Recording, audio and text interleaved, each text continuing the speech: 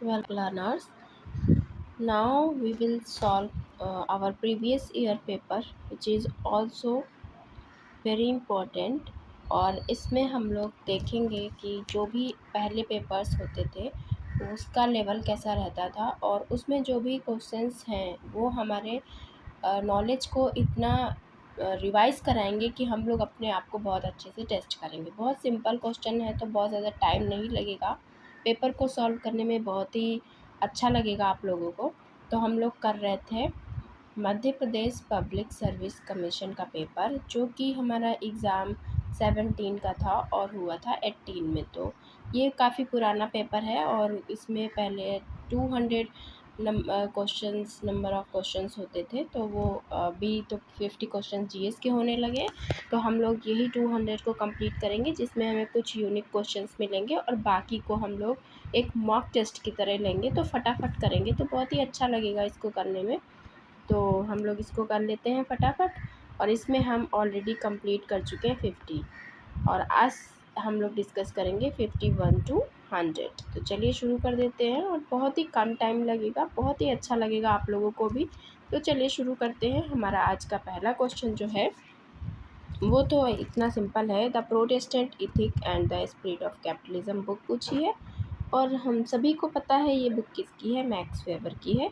तो option D correct है, इसमें और कुछ भी नहीं देखना है। नेक्स्ट क्वेश्चन की तरफ बढ़ते हैं। तो वो कहता है प्रगति वह है जो मानवीय सुख में वृद्धि करती है, और ये क्वेश्चन पीजीटी के लिए बहुत इंपॉर्टेंट है। तो progress is that which secure the increase of human happiness. तो ये क्या करती है, ह्यूमन हैप्पीनेस को इंक्रीज़ करती है। तो आपको ये भी पता चला प्रोग्रेस से क्या होता है भाई, किसी भी व्यक्ति की अगर प्रोग्रेस हो रही है, आगे जा रहा है, तो वो क्या करेगा, हैप्पीनेस को इंक्रीज़ करेगा।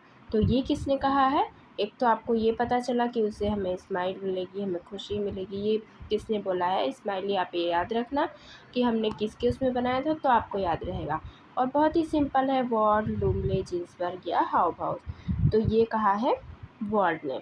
तो वर्ल्ड ने क्या कहा, प्रगति वो चीज़ है जो ह्यूमन हैप्पीनेस को इंक्रीज़ करती, मानवीय सुख में वृद्धि करती है। ठीक है, तो प्रोग्रेस में आप ये बता भी सकते हो, और ये पीजीटी के लिए काफ़ी इम्पोर्टेंट है और आती रहती है, कई बार आ चुकी है, तो ये इम्पोर्टेंट डेफिनेशन है। नेक्स्ट है, निम्नलिखित में से सोशल एक्शन के प्रकारों में कौन सा मैक्स वेबर से संबंधित नहीं है। तो बहुत ही सिंपल है, आप लोग जानते ही हैं कौन कौन सी बात की है मैक्स वेबर ने, किस टाइप की बात की है। तो उन्होंने rational action is related to goal, इसकी बात की है। लॉजिकल नॉन लॉजिकल एक्शन की बात पैरेटो करते हैं, वेबर नहीं करते हैं। तो लॉजिकल नॉन लॉजिकल जो है वो इनसे संबंधित नहीं है। और rational action is relation to value, मूल्यों से जुड़ी विवेकशील क्रिया की बात करते हैं। ट्रेडिशनल एक्शन की बात करते हैं, और इमोशनल एक्शन की बात करते हैं। तो लॉजिकल और नॉन लॉजिकल जो है वो इनका नहीं, वो पैरेटो का है। तो ऑप्शन 2 हमारा करेक्ट हो जाएगा। नेक्स्ट है, सिंबॉलिक इंट्रैक्शनिज्म से कौन संबंधित है। तो सिंबॉलिक इंट्रैक्शनिज्म से संबंधित कौन है, ये भी बहुत सिंपल क्वेश्चन है। पीटर एचमन, पीवी यंग, मीड या फिर मोजर। तो वो कौन है, तो इससे संबंधित हैं, आपको भी पता है, मीड। और इसमें और कोई ऑप्शन ही नहीं है, तो ऑप्शन सी करेक्ट आंसर हो जाएगा। नेक्स्ट हमारा है, निम्नलिखित में से कौन चिंतक समूह संघर्ष सिद्धांतकारों का है। तो कॉन्फ्लिक्ट थ्योरिस्ट कौन है वो आपको देखना है। तो कॉन्फ्लिक्ट थ्योरिस्ट है इसमें रेजनहोफर, मार्क्स, डैरेनडार्फ और मार्क्स सिमेल पार्सन्स। तो इसमें पार्सन्स तो है नहीं, मार्क्स, डैरेनडार्फ, सोरोकिन, इसमें सोरोकिन तो है नहीं, और इनमें से कोई भी नहीं। तो आपको पता ही है कि किसने बात की कॉन्फ्लिक्ट की, रेजनहोफर ने की, मार्क्स ने की, डैरेनडार्फ ने की। और ये इंटरेस्ट में उसमें ग्रुप की बात करते हैं, ये तो इकोनॉमिक्स की बात करते हैं। और डैरेनडार्फ का भी हमने आपको बहुत अच्छे से कॉन्फ्लिक्ट थ्योरी में बता रखा है। तो अगर आपको कॉन्फ्लिक्ट थ्योरी का पर्सपेक्टिव जानना है तो उसमें हमने पॉलिंग्स को, वेबर को और कोजर को, वेबर ने कोजर को, मार्क्स को, डैरेनडार्फ को, इन सभी के आइडियाज़ को बहुत अच्छे से समझाया है। तो आप वहाँ से जाके इनके आइडियाज़ में अगर कोई भी डाउट है या कुछ और नया जानना चाहते हैं, जैसे डैरेनडार्फ का आईसीए है, और बहुत सारी चीज़ों को कीवर्ड्स में आप देखना चाहते हैं, टाइप ऑफ कॉन्फ्लिक्ट है, तो ये सब कुछ जाके सभी के अकॉर्डिंग वहाँ देख सकते हैं। जैसे कोजर का सेफ्टी वॉल्व है, और बहुत सारे यूनिक आइडियाज़ आपको वहाँ देखने को मिलेंगे। मार्क्स में भी मैंने बताया किस तरह से क्लास कॉन्फ्लिक्ट होता है, उसके पहले कैसे क्लास फॉर्मेशन होता है, ये सब कुछ मैंने वहाँ पे class in itself, class for itself क्या होता है, ये सब कुछ वहाँ बताया है। तो किसी को भी अगर ये छोटे छोटे कॉन्सेप्ट क्लियर करने हैं तो वहाँ से जाके देख सकते हैं। इसके अलावा भी मैंने जैसे माइकल हेशर हैं, उनके जो भी रैशनल चॉइस थ्योरी है, ये सब कुछ जो यूनिक लगे आप देख सकते हैं वहाँ से जाके। नेक्स्ट हमारा है निम्नलिखित में से कौन सी एक संघर्ष की विशेषता नहीं है। तो कॉन्फ्लिक्ट को मैंने बहुत अच्छे से पढ़ाया है, तो उसमें हमें कैरेक्टरिस्टिक्स भी उसकी पता चल जाएंगी। और इसमें पूछ रहा है कौन सी नहीं है, तो कौन सी नहीं है ये बहुत डिफ़िकल्ट टास्क नहीं है बताना, क्योंकि अगर आप नहीं भी देखे होंगे तो भी आप कर लेंगे। तो इसमें क्या होता है, कॉन्फ्लिक्ट में कॉन्शियस प्रोसेस तो होता है, क्योंकि अगर आप कॉन्शियस नहीं होंगे तो कैसे अपने जो भी राइट है उनके लिए लड़ेंगे। पर्सनल प्रोसेस होती है, हर व्यक्ति की एक पर्सनल चॉइस होती है, उसको पाने के लिए कॉन्फ्लिक्ट होता है। और यूनिवर्सल है, क्योंकि हर जगह कॉन्फ्लिक्ट होता ही होता है। तो इसमें जो कंटिन्यूअस प्रोसेस है, ये ज़रूरी थोड़ी ना है कि हर टाइम व्यक्ति कॉन्फ्लिक्ट करता रहे। तो ये हमारा ऑप्शन डी जो है वो करेक्ट आंसर हो जाएगा, क्योंकि ये इसकी विशेषता नहीं है। नेक्स्ट है conflict sociology towards and explanatory science, ये बुक किसकी है।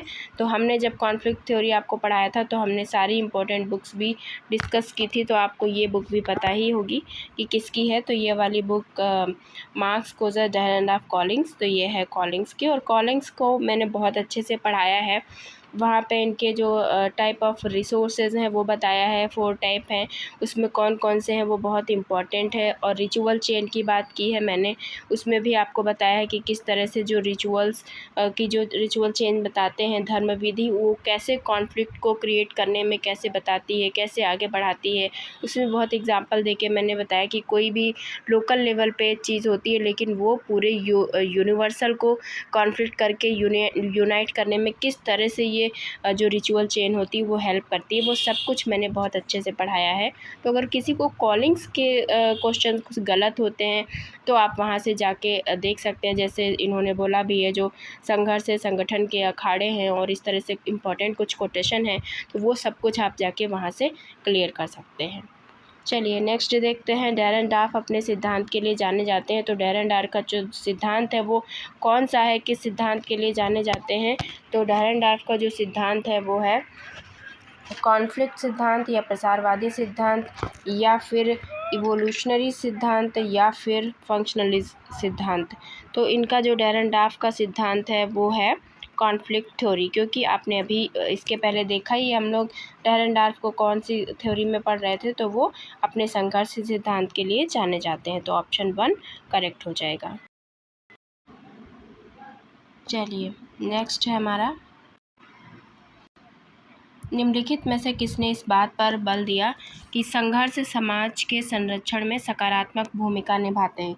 तो देखिए, कॉन्फ्लिक्ट पर्सपेक्टिव से काफ़ी क्वेश्चंस पूछे गए थे, और कॉन्फ्लिक्ट पर्सपेक्टिव है भी काफ़ी इम्पोर्टेंट। तो इसीलिए मैंने कॉन्फ्लिक्ट पर्सपेक्टिव में जितने लोग भी आते हैं इम्पोर्टेंट, उनको सभी को डिस्कस कर दिया। और वो लोग जो देखेंगे तो वहाँ से कॉन्फ्लिक्ट पर्सपेक्टिव से कोई भी क्वेश्चन गलत नहीं होगा। तो conflict plays a positive role in perceiving society.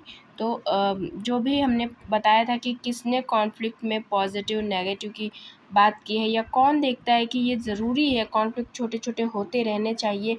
और उसमें मैंने एग्जांपल भी बताया था, अगर छोटे छोटे कॉन्फ्लिक्ट जैसे कि रोज़ का रोज़ हम क्लियर नहीं करेंगे तो वो एक दिन क्या होगा, बड़ा बन जाएगा, और फिर जब वो फूटेगा तो फिर बहुत ज़्यादा दिक्कत हो जाएगी। तो कॉन्फ्लिक्ट क्या करते हैं, सेफ्टी वॉल्व, जिसमें मैंने बताया था आपको, सेफ्टी वॉल्व का काम करता है। यानी छोटे छोटे कॉन्फ्लिक्ट होते रहते हैं तो उससे समाज में यूनिटी बनी रहती है, एकता बनी रहती है, क्योंकि जब हम छोटी छोटी बात क्लियर कर लेंगे तो हमें आगे लड़ने के लिए कोई पॉइंट नहीं बचेगा। तो ऐसी बात किसने की थी, वो की थी कोजर ने, और कोजर को हमने बहुत ही अच्छे से समझाया है, तो आप ज़रूर देख लेना उसे। नेक्स्ट क्वेश्चन है, किसने कहा आज तक के सभी समाजों का संघर्ष इतिहास वर्ग संघर्ष का इतिहास रहा है। तो ये भी जब हम आपको कॉन्फ्लिक्ट थ्योरी पढ़ा रहे थे तो उसमें हम बताए थे, और ये तो पता ही है सबको कि ये कार्ल मार्क्स ने कहा है, क्योंकि बहुत ज़्यादा आ चुका है, बहुत पुराना है, लेकिन आज भी ये उतना ही इम्पोर्टेंट है। और सभी को अब क्योंकि लर्न हो गया होगा तो कोई दिक्कत नहीं होगी, लेकिन ये इम्पोर्टेंट है।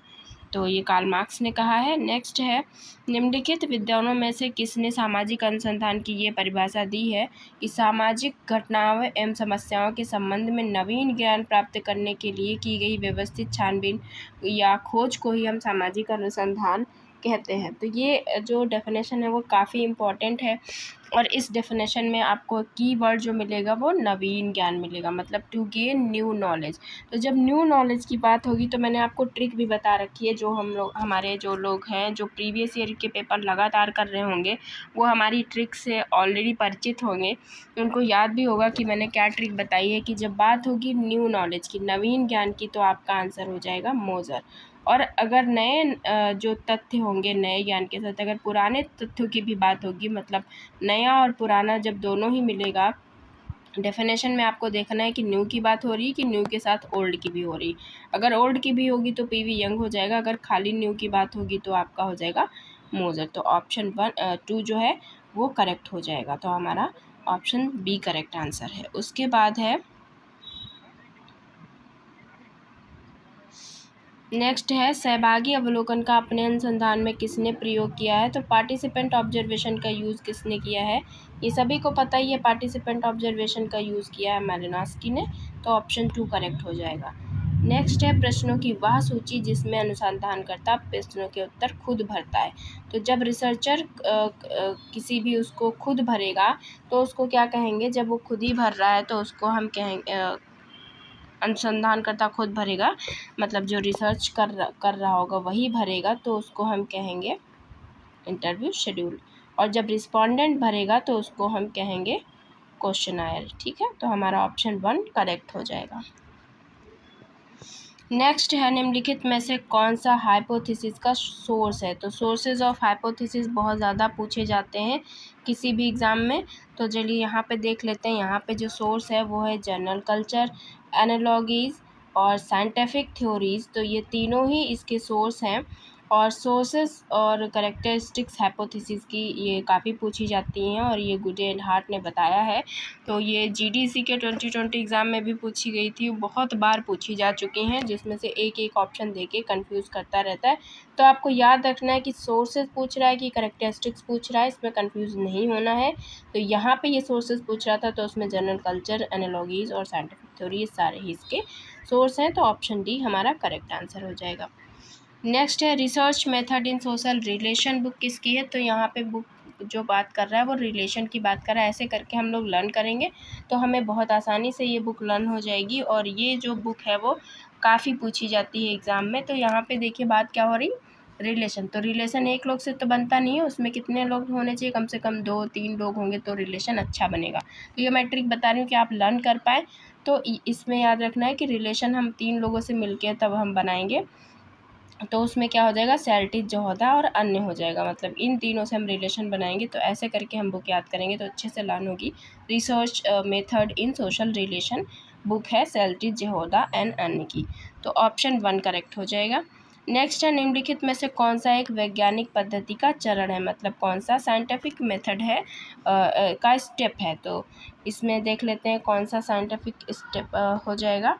साइंटिफिक मेथड तो हो जाएगा selection of variables, selection of variables, अच्छा हिंदी इन्होंने इंग्लिश सेम लिख दी है। परिकल्पनाओं का निर्माण हो जाएगा, चरों का चयन हो जाएगा, निदर्शन हो जाएगा, और ये तीनों ही चीज़ें जो हैं वो क्या है, एक साइंटिफिक मेथड के स्टेप हैं। तो इस तरह से हमने देखा, ऑप्शन डी करेक्ट आंसर हो जाएगा।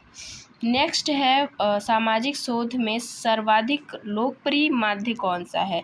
तो यहाँ पे पूछ रहा है most popular average in social research.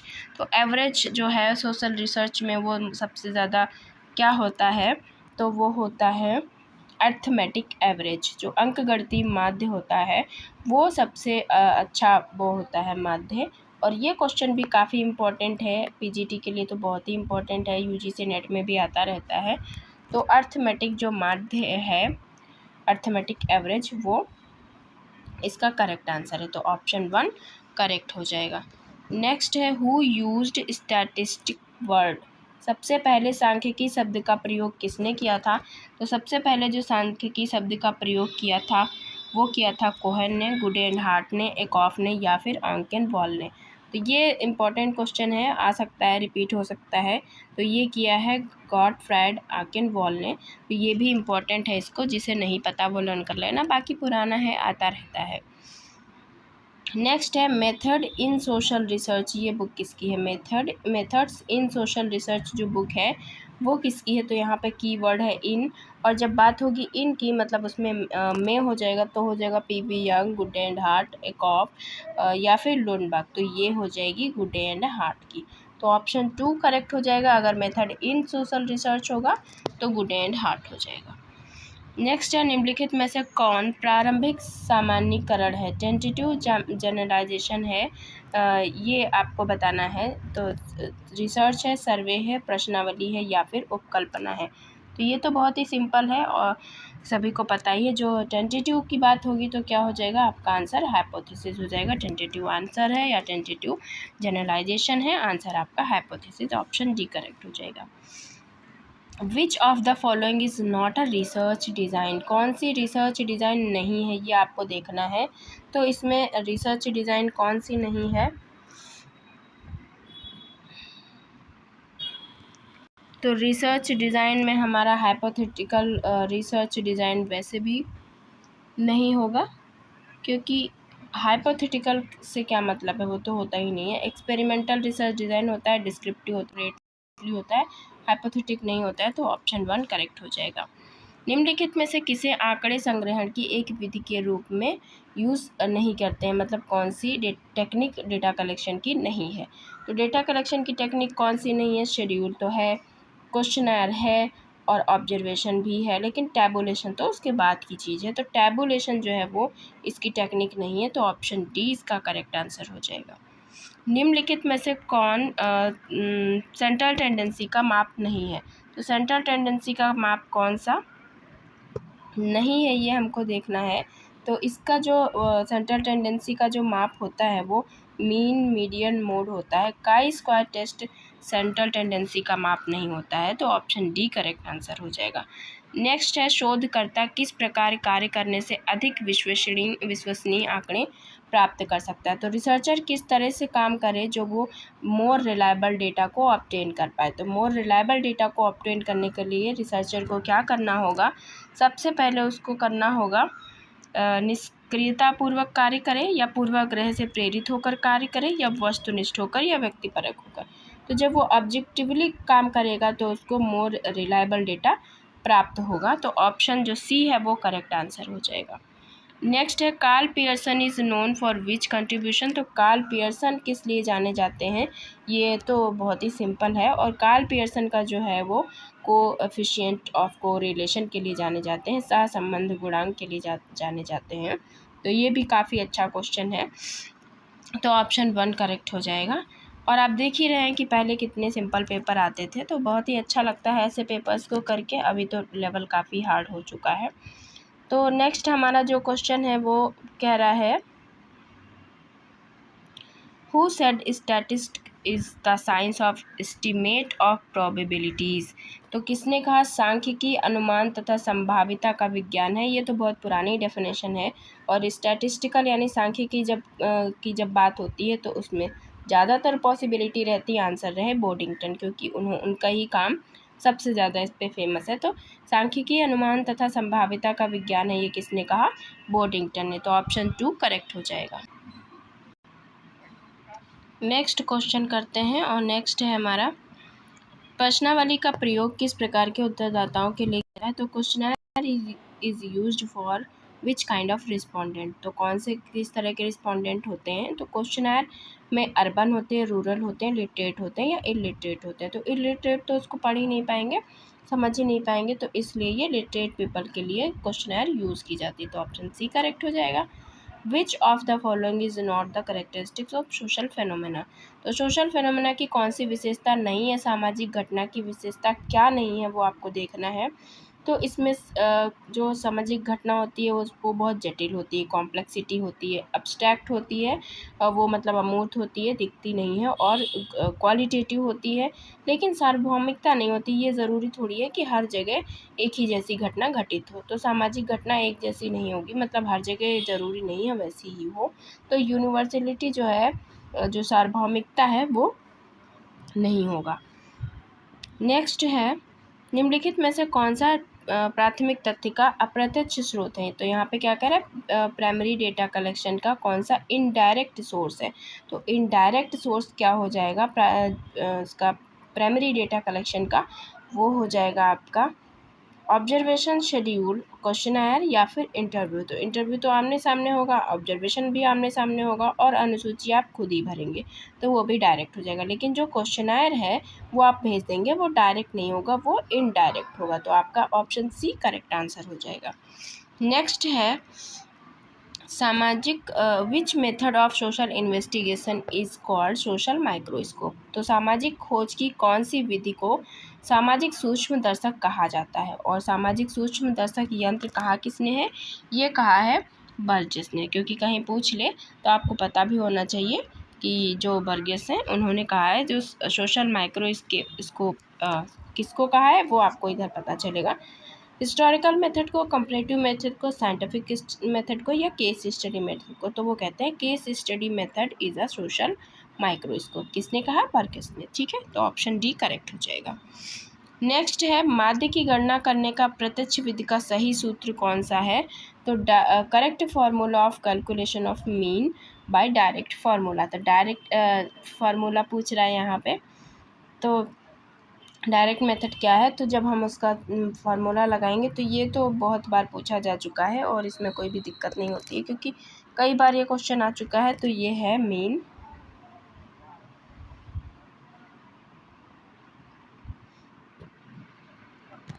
Sigma f x upon n. तो ये हो जाएगा हमारा ऑप्शन 1 करेक्ट आंसर।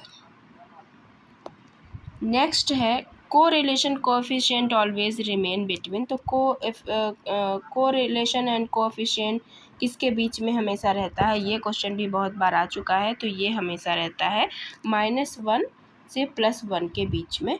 तो ऑप्शन सी जो है हमारा वो करेक्ट आंसर हो जाएगा। साक्षात्कार मूल रूप से सामाजिक अंतःक्रिया की प्रोसेस है, ये किसने कहा है। तो interviewing is a fundamentally a process of social interaction. ये हम आपको बता भी चुके हैं, रिपीटेड डेफिनेशन है। तो प्रोसेस ऑफ इंटरेक्शन होता है, हमने बहुत अच्छे से बताया था कि जब आप इंटरव्यू देने जाएँ तो एक चीज़ ध्यान रखना, हमें क्या करना है, इंटरेक्शन करना है। तो ये बात किसने कही थी, हमने तब भी बताया था, ध्यान रखना है। ये बात कही गुड एंड हार्ट ने। और चलो हम लोग एक इंटरेक्शन कर लेते हैं, ये ध्यान करके आपको इंटरव्यू देने जाना है। गुड एंड हार्ट की बात को ध्यान में रखना है, यही ट्रिक हमने आपको तब बताई थी। तो हो सकता है अब आप रिकॉल कर पा रहे हो कि हाँ मैंने ये बताया था। तो ये भूलना नहीं है, क्योंकि बहुत इंपॉर्टेंट डेफिनेशन है, कई बार आ चुकी है। विच ऑफ द फॉलोइंग इस type of content analysis. Content analysis का टाइप कौन सा है, वो यहाँ पे पूछा जा रहा है। तो ये क्वेश्चन थोड़ा सा अलग है, क्या पता पूछ ले। तो कंटेंट एनालिसिस का जो टाइप है वो होता है आइटम एनालिसिस, और थीमेटिक एनालिसिस, और स्ट्रक्चरल एनालिसिस। तो ये बहुत ही यूनिक क्वेश्चन पूछा है। अभी पूछ लेगा कौन सा एक नहीं है, कोई एक यहाँ पे और डाल देगा, तो आपको ढूंढना पड़ेगा। तो ये तो सारे ही सही हैं, ऑप्शन डी यहाँ पे करेक्ट आंसर हो जाएगा, क्योंकि आइटम एनालिसिस, थीमेटिक और स्ट्रक्चरल तीनों ही टाइप होते हैं कंटेंट एनालिसिस के। तो हमारे ऑप्शन सही हो गया, ऑप्शन डी। नेक्स्ट है, ethnomethodology means the study of method. ये किसने कहा है कि लोक विधि विज्ञान लोगों द्वारा प्रयुक्त अध्ययन की विधियां हैं। तो ये किसने कहा है, यहाँ पे देख लेते हैं, अलेक्जेंडर, स्पेंसर, अब्राहम और मैक्स वेबर। ये बहुत ही अलग क्वेश्चन है और ये कहीं रिपीट नहीं हुआ है, तो आप इसको लर्न कर लेना। एथनोमेथडोलॉजी का है, तो वैसे तो ऑप्शन में आप देख ही रहे हैं, इन लोग को आप पढ़े होते हैं, लेकिन अब्राहम को आप नहीं पढ़े हैं, तो यही इसमें आंसर हो जाएगा। करेक्ट आंसर तो यही है, पर इन्होंने ये भी कहा है, एथनोमेथडोलॉजी में ये भी आते हैं, तो आपको ये ध्यान रखना होगा। और ये कहा है कि ये एक मीन्स होता है स्टडी ऑफ मेथड का। ठीक है, तो नेक्स्ट है, स्टडीज़ इन एथनोमेथडोलॉजी बुक किसकी है। तो स्टडीज़ इन एथनोमेथडोलॉजी जो बुक है वो तो पता ही है, गारफिंकल की है। तो ऑप्शन 1 करेक्ट हो जाएगा। नेक्स्ट है हु इज़ रिलेटेड विद एथनोमेथडोलॉजी। तो एथनोमेथडोलॉजी से कौन संबंधित है, तो यहाँ पे जो ऑप्शन दे रखे हैं उसमें हसरल है, पीवी टरेचमन है, मोजर है। तो इन लोग को आप जानते हैं रिसर्च पे इनका ज़्यादा काम है। वैसे तो ये एथनोमेथडोलॉजी से ये फेनोमेनोलॉजी से ज़्यादा संबंधित है, लेकिन ये भी उसी से रिलेटेड उसी के आगे की बात होती है। तो यहाँ पे जो ऑप्शन होगा वो हमारा हसरल ही सही हो जाएगा, एथनोमेथडोलॉजी से यही संबंधित है यहाँ पे, ठीक है। तो ऑप्शन 1 करेक्ट हो जाएगा। नेक्स्ट है थ्योरी ऑफ नियो फंक्शनलिज्म का प्रतिपादन किसने किया। तो नियो फंक्शनलिज्म मैंने बहुत अच्छे से आपको समझाया है, पढ़ाया है और इसकी कैरेक्टरिस्टिक्स बताई हैं, टेंडेंसी बताया है, क्या क्या इसमें होता है, कौन कौन सी, जैसे कि अभी जो MP 2025 का एग्ज़ाम था उसमें नियो फंक्शनलिज्म में पूछा था कौन से इसकी विशेषता है या नहीं। तो उसकी विशेषता थी मल्टी डायमेंशनल है और वहाँ पे यही लिखा था कि मल्टी डायमेंशनल नहीं है, तो वो गलत हो गया था। तो अगर आप उसको अच्छे से देखेंगे तो आराम से कर लेंगे। और ये पूछा था किसकी आलोचना से शुरू होता है या किसका सुधार है, तो पार्सन्स के जो एक्शन थ्योरी वहाँ से शुरू होता है। तो ये सब कुछ हमने अपने लेक्चर में बहुत अच्छे से कवर किया है। तो अगर आप भी नियो फंक्शनलिज्म को बहुत अच्छे से समझना चाहते हैं तो हमारे लेक्चर देख सकते हैं। बाकी यहाँ पे सिंपली ये तो हम लोग को पता ही रहता है कि नियो फंक्शनलिज्म में मेन कौन है, तो सभी को पता है अलेक्जेंडर और पिकोलामी का आता है, तो यहाँ पे अलेक्जेंडर ही ऑप्शन करेक्ट हो जाएगा। नेक्स्ट है निम्नलिखित में से कौन पोस्ट मॉडर्निटी थ्योरी से संबंधित है। पोस्ट मॉडर्न थ्योरी से कौन संबंधित है, तो लियोटार्ड हैं, डेरिडा हैं और फूको हैं, या फिर ये सारे ही सही हैं। तो पोस्ट मॉडर्निटी से ये सभी लोग संबंधित हैं, लियोटार्ड, डेरिडा और फूको। तो ऑप्शन डी जो है हमारा है वो करेक्ट आंसर हो जाएगा। नेक्स्ट है भारत में धर्मनिरपेक्षता का क्या मतलब है। तो भारत में धर्मनिरपेक्षता का मतलब है धार्मिक अल्पसंख्यकों को अधिक से अधिक सुविधाएं देना, सभी धर्मों को बराबर सम्मान देना, बहुसंख्यक समुदायों में अधिकारों की कटौती करना। तो इसमें क्या सही है, या सारे ही सही हैं। तो इसमें हमारा सही हो जाएगा सभी धर्मों को बराबर सम्मान देना, क्योंकि जो धर्मनिरपेक्षता का मतलब होता है वो क्या होता है, equal respect for all religion. तो ये तो सभी को पता ही है, क्योंकि जो सेकुलरिज्म है वो equal respect of all religion, सभी धर्म को सम्मान देता है बराबर। माइनॉरिटी की वो कोई बात नहीं करता है और दोनों में ही इसमें मेजॉरिटी की भी कोई बात नहीं करता। तो इसलिए ये नहीं होंगे, ऑप्शन जो 2 है वो करेक्ट आंसर हो जाएगा। नेक्स्ट है which of the following is the cause of poverty in India. तो कौन सा भारत में निर्धनता का कारण है, ये आपको देखना है। तो भारत में जो निर्धनता का कारण है वो है lack of natural resources, natural disaster, या फिर एग्रीकल्चरल बैकवर्डनेस, या फिर ऑल ऑफ दीज, या फिर ये सारे ही सही हैं। तो निर्धनता प्राकृतिक साधनों की कमी की वजह से भी होती है, प्राकृतिक विपत्तियों की भी वजह से होती है, कृषि के पिछलेपन की वजह से भी होती है। तो ये सारे ही सही हैं, ऑप्शन डी करेक्ट आंसर हो जाएगा।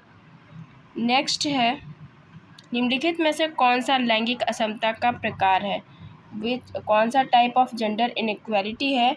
तो जेंडर इनइक्वालिटी का टाइप जो है वो कौन सा है वो हम लोग देख लेते हैं।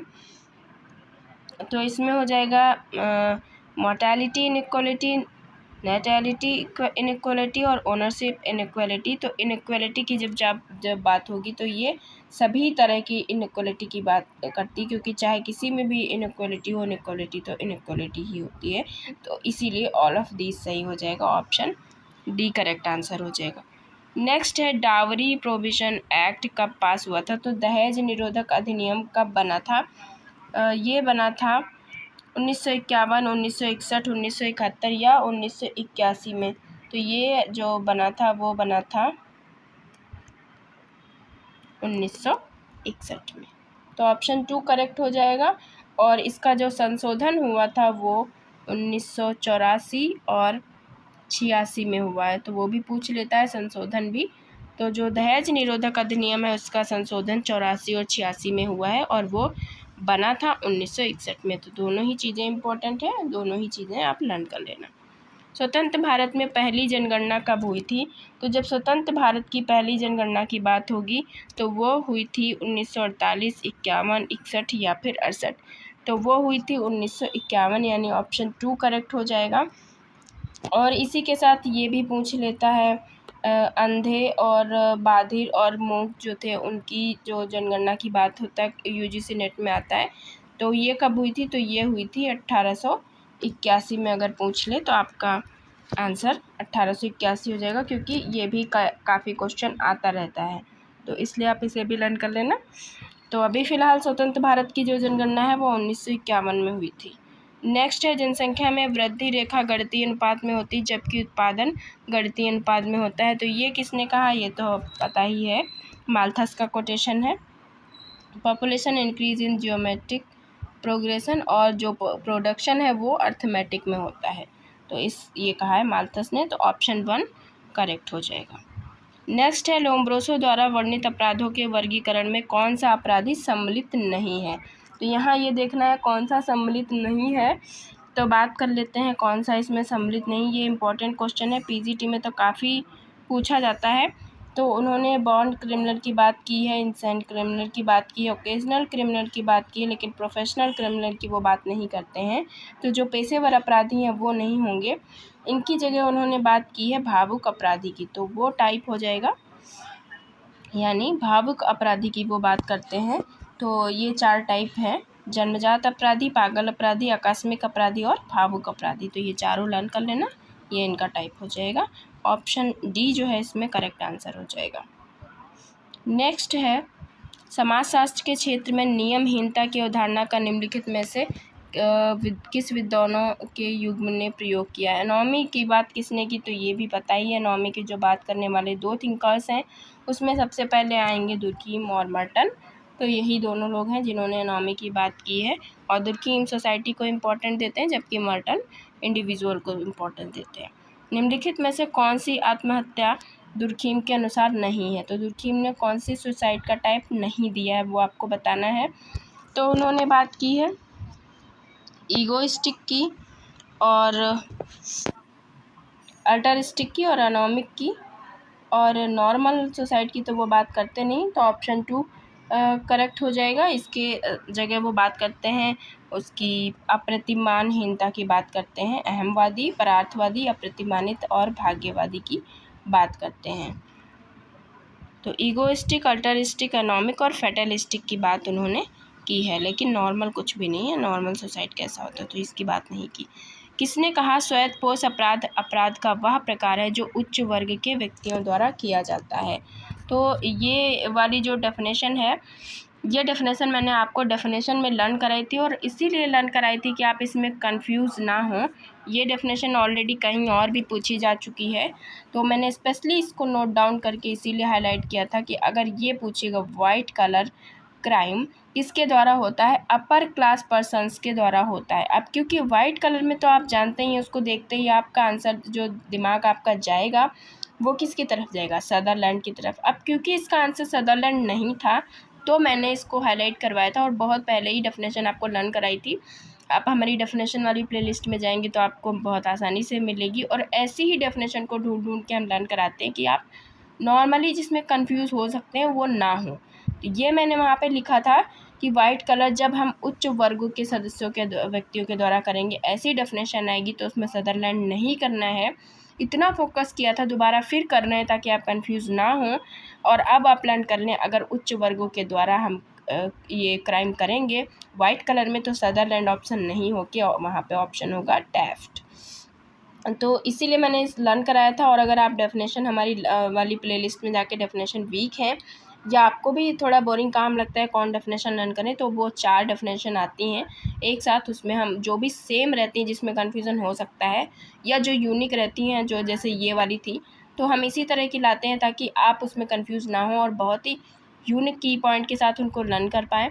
क्योंकि जब चीज़ें हमारे सामने क्वेश्चन के फॉर्म में आती है तो हम उनको जल्दी रिकॉल कर पाते हैं। तो यही काम हम कर रहे हैं, और अब जब हम इतनी मेहनत कर रहे हैं आपको तो इसे देखना ही है।